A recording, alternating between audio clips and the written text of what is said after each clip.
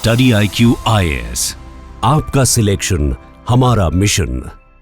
हाल ही में भारत में जो विधानसभा चुनाव हुए, उन्होंने कई जगह नए इतिहास की रचना की। पहली बार ऐसा हुआ कि बंगाल में भारतीय जनता पार्टी की सरकार दिखी और वर्षों से चली आ रही जो द्रविड़ियन राजनीति थी तमिलनाडु में, वो भी अब पलट गई और एक नई पार्टी वहां पे सत्ता में आ गई।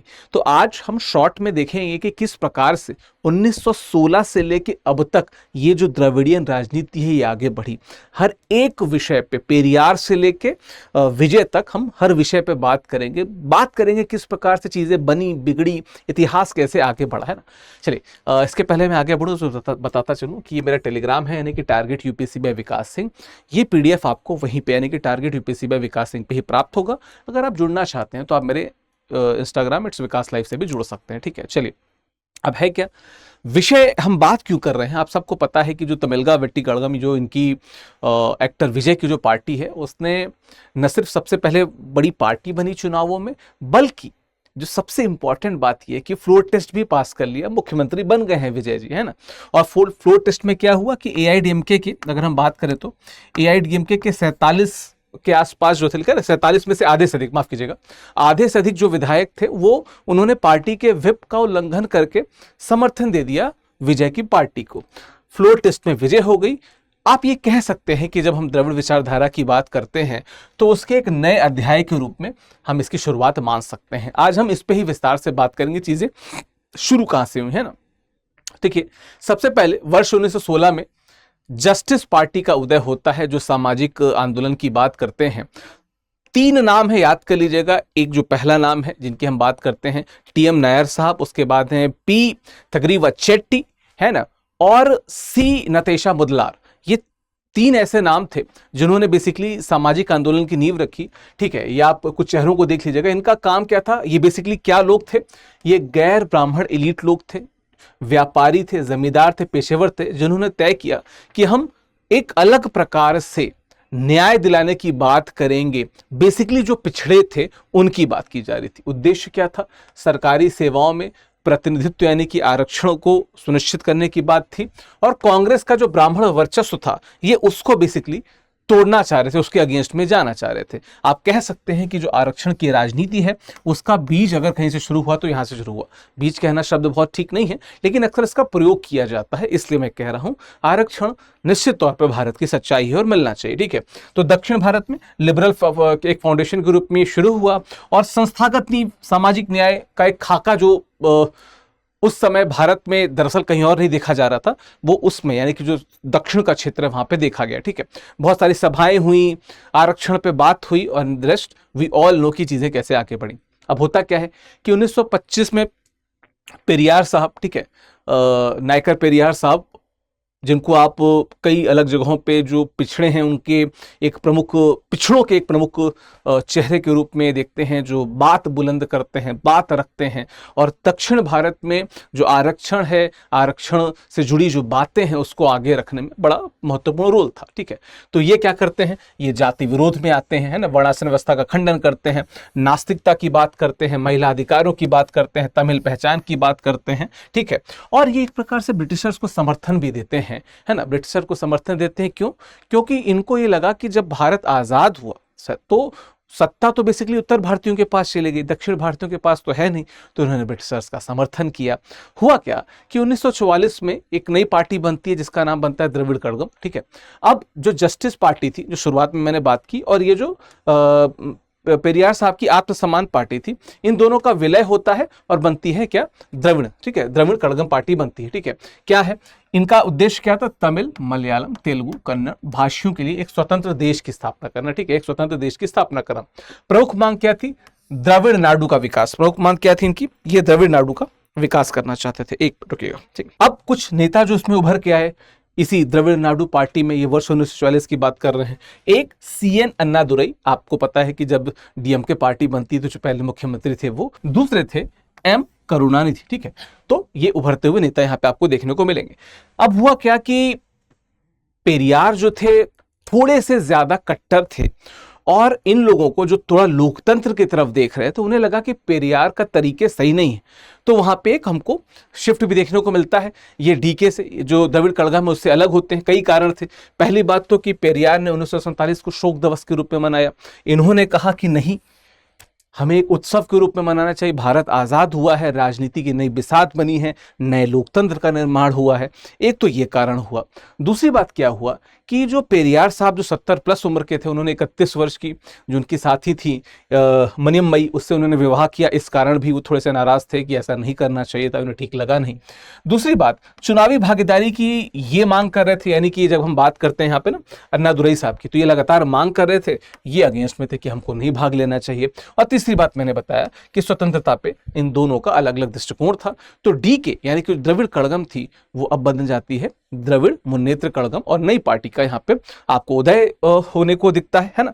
अब इसमें क्या था, नारा क्या था, एक समुदाय एक ईश्वर, वन कम्युनिटी वन डेटी की बात होती है, वन गॉड की बात होती है। और ये एक अलग द्रविड़ नाडु की जो मांग थी, जो लगातार चले आ रही थी, उन्होंने उसको, क्योंकि द्रविड़ नाडु की जब हम बात करते हैं, ध्यान रखिएगा यहाँ पे, तो तमिल मलयालम तेलुगु कन्नड़ सबके लिए एक की बात हो रही थी। यहाँ पे आके वो सिर्फ और सिर्फ तमिल क्षेत्र यानी कि तमिलनाडु की ही बात करते हैं, और वहाँ पे द्रविड़ नाडु की मांग को थोड़ा सा डाउन कर देते हैं, क्योंकि द्रविड़ नाडु बेसिकली इनकी यानी कि पेरियार साहब की ज़्यादा बड़ी मांग थी। अब क्या होता है, द्रविड़ जो विचारधारा थी उसके कुछ मूल तत्व हैं, हम थोड़ा इसको देख लेते हैं। क्यों? क्योंकि अब इसके बाद यही तत्वों में थोड़ा सा बिखराव भी देखने को मिलेगा। क्या चीज़ था? पहला, वो जाति विरोध और सामाजिक न्याय की बात करते थे, है ना, कि सोशल जस्टिस हो, जो कास्ट वर्ण व्यवस्था है, इस पे चोट की बात करते थे। ये धर्मनिरपेक्षता की बात करते थे। अमूमन पेरियार भी नहीं बातों करते थे, पर पेरियार के तरीके और इनके तरीकों में डिफरेंस था, ठीक है। ये तमिल भाषा और संस्कृति की रक्षा की बात करते थे, गैर ब्राह्मण प्रतिनिधित्व की बात कर रहे थे, ठीक है। और कहीं ना कहीं केंद्रों के प्रति राज्य स्वायत्तता की बात कर रहे थे कि चलो केंद्र तो रहेगा, लेकिन राज्य भी स्वायत्त रहे, राज्य भी मजबूत रहे, ठीक है। और कहीं ना कहीं देखा जाए तो ये संस्कृत और हिंदी का विरोध भी करते आते हैं, क्योंकि अगर आप देखें इतिहास तो 1938 से लेकर 50 से लेकर 65 तक मैंने इस पर वीडियो भी किया है कि किस प्रकार से ये लगातार हिंदी का विरोध करते हैं। ये इस प्रकार से विरोध करते हैं कि हिंदी हमारी प्रमुख भाषा नहीं होनी चाहिए। थोड़ा सा तर्क के हिसाब से देखिए तो विरोध बहुत गलत भी नहीं था। होता क्या है बाद में कि हिंदी तमिल दोनों भाषाएं आ जाती हैं, ऑफिशियल लैंग्वेज एक्ट आता है, तमिलनाडु में 2 भाषा नीति आती है और हिंदी प्रमुख भाषा नहीं रह जाती है ना।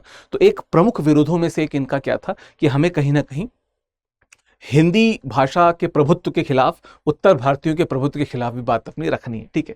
फिर क्या चीज़ें होती हैं, जब हम आगे जाते हैं तो देखते हैं कि 1967 में एक बहुत बड़ा बदलाव देखने को मिलता है। कांग्रेस को एक बहुत बड़ी ठोकर देखने को मिलती है। वही द्रविड़ मुन्नेत्र कड़गम, जब हम यहाँ पे अन्नादुरई साहब की बात करते हैं, ठीक है, जब हम यहाँ पे कहाँ गए, हाँ, जब अन्नादुरई साहब की बात करते हैं, इन्होंने डीके से हट के जो डीएमके बनाई थी, उसने क्या किया, उसने 1967 के चुनावों में ऐतिहासिक जीत दर्ज की। और जीत में क्या था कि कांग्रेस की पहली बड़ी हार अन्नादुरई के नेतृत्व में हुई, है ना। हुआ क्या कि इन्होंने 138 विधानसभा सीटें जीती। आपको पता है 234 विधानसभा सीटें हैं वहां, उसमें से उन्होंने 138 जीती, पूर्ण बहुमत है ना। अन्नादुरई मुख्यमंत्री बने और भारत के इतिहास में पहली बार आप देखिए ना कि राज्य में किसी क्या कहते हैं, कांग्रेस के किसी भी विंग को इतना बड़ा झटका आज तक कभी नहीं लगा था। 57 से लेके 62 से लेके अगर आप 67 देखें तो लगातार एक रेस देखने को मिल रहा था द्रविड़ मुन्नेत्र कड़गम में, ठीक है।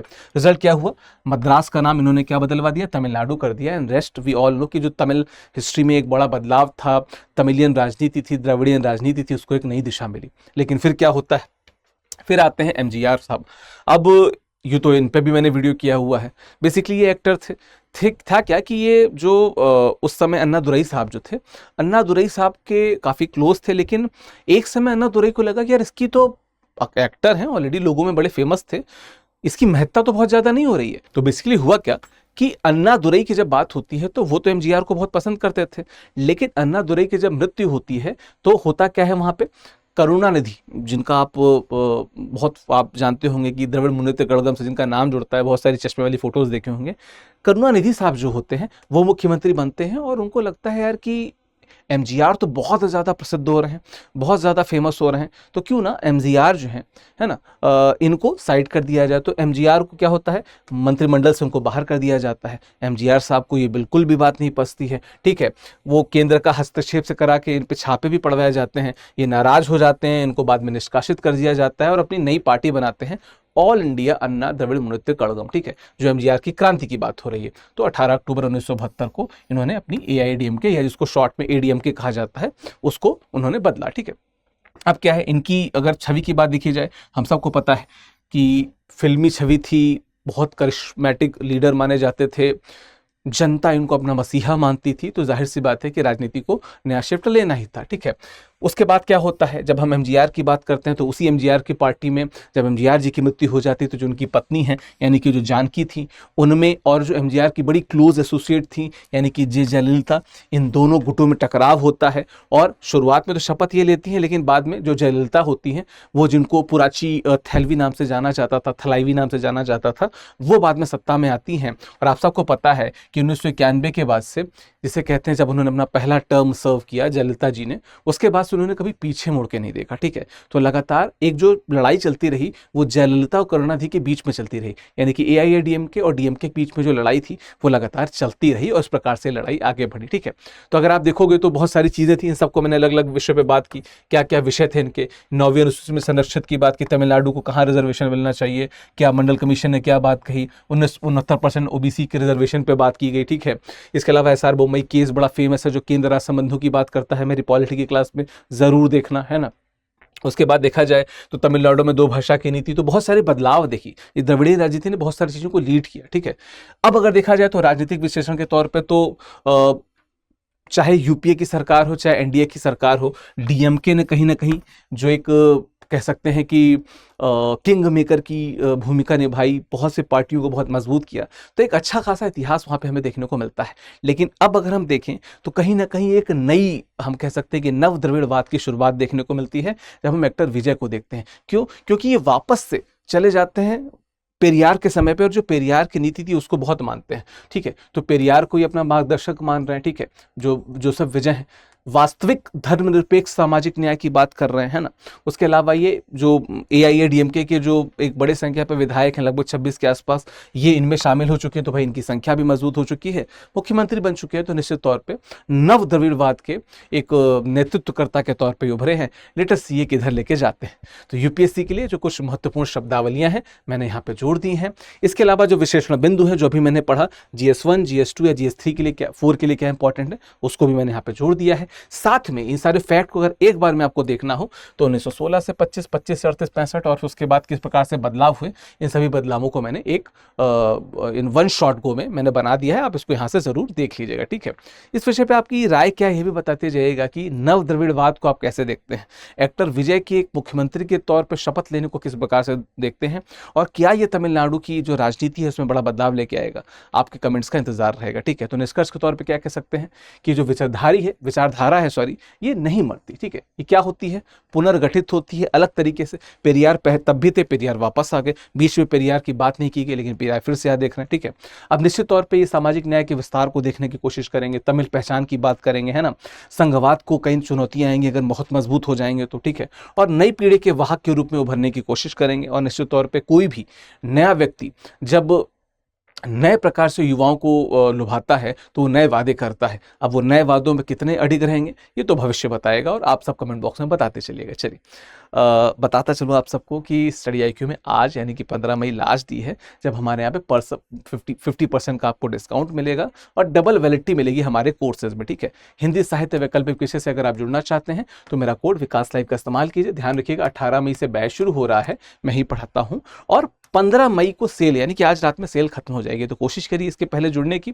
बाकी जितने भी हमारे कोर्सेज हैं, प्रतिज्ञा बैच की बात करें, निर्माण बैच की बात करें, 2027, 28, 29 किसी भी वर्ष के बैच की बात करें, आपको 50% का डिस्काउंट मिलेगा और डबल वैलिडिटी मिलेगी। जैसे पहले 16 महीने था तो 16 + 16 महीना हो जाएगा, 32 महीना था तो 32 + 32 महीना हो जाएगा, गिवन कि आप किस कोर्स से जुड़ रहे हैं, ठीक है।